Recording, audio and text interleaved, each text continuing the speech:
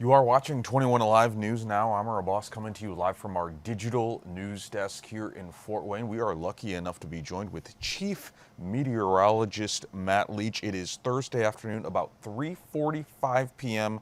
We've been talking about the heat all week long, and I don't know if we have reached the peak time yet, Mr. Leach, for heat. But as we take a live look outside, Matt, earlier today, Caleb Saylor joined me on the digital news desk, and this was the shot we showed. The difference, Matt, between the shot earlier today and now is there was an overcast earlier, which I know Caleb was saying was having an effect on where the temperatures were at. Now we are seeing clearer skies, Matt.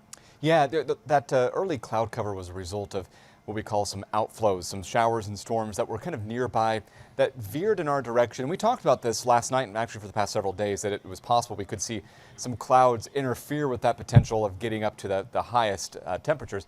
But we have been able to clear out pretty quickly, and peak high temperatures don't actually usually happen until about 5 or so, maybe even up until 6. And I've been looking at some observations at Fort Wayne International Airport. They're 5-minute increments in observations. And there have been several 90-degree readings at the airport between essentially about 3:20 and 3:30.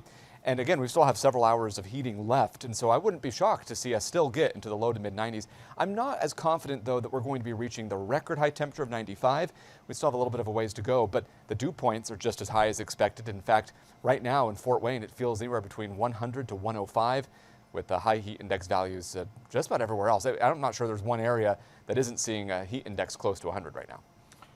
Yeah, it has been hot out there. I know Caleb told me that there was a 25-minute stretch earlier today, Matt, where he said the temperature increased like 8 degrees in like 25 minutes, which is extremely quick. I want to pass on an important note to our viewers, and that is the cooling stations. Oh, hey, actually, it's me there. This is city cooling stations around Fort Wayne. They've been open yesterday. They're also open today. The one I want to point out is the one over at Weiser Park. That's the one that is open the latest. Their youth center is open until 7 p.m. Over at Follinger, their botanical conservatory, that is open till 5. And then the couple others are closing at 4.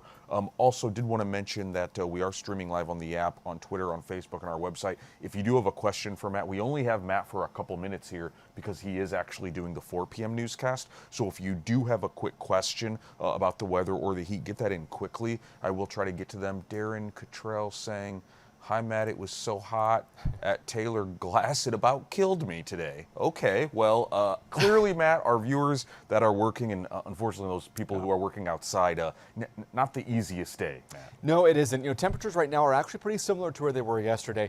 The humidity is up just a little bit. The dew points are at about 80 degrees. This is basically the equivalent of what you might expect in some of the average muggy days in Florida, Louisiana. The thing is, though, we don't live in Florida or Louisiana. So in northern Indiana, this kind of air mass is not typical. This is not what happens necessarily every summer. And so that's why we've kind of been bringing a little more emphasis to this. Now, again, this is just the temperature as of 3:47, 88. And with it now clearing out quite well, it's mostly sunny now. I would not be shocked to see us get between about 92, 93, and maybe even just a little bit higher. But when you include those high dew points at about 78 to 80, we're still looking at a heat index at about 110. And overnight tonight, it's still going to stay in the mid 70s.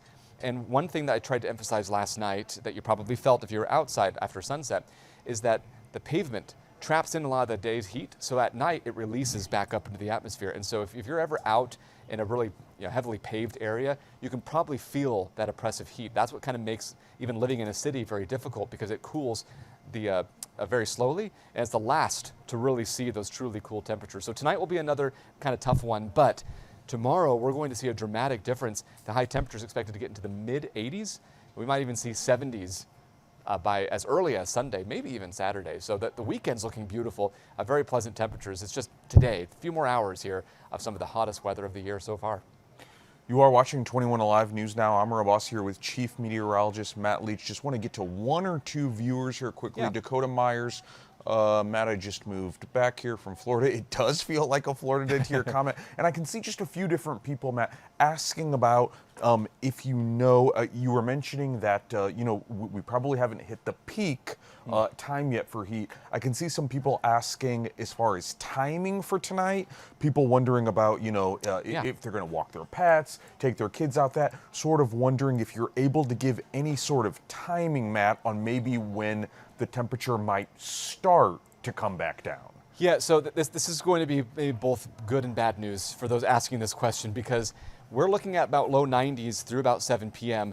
By 10 p.m., we're still in the mid 80s. Wow. And looking at there's a possible storm chance. It's very small, about 20%, but we got to watch maybe for an isolated storm that might sneak into the area, much like it happened earlier this morning.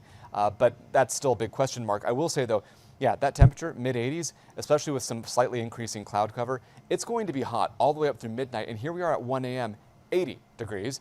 And then by 7 a.m., we're only down to the mid 70s.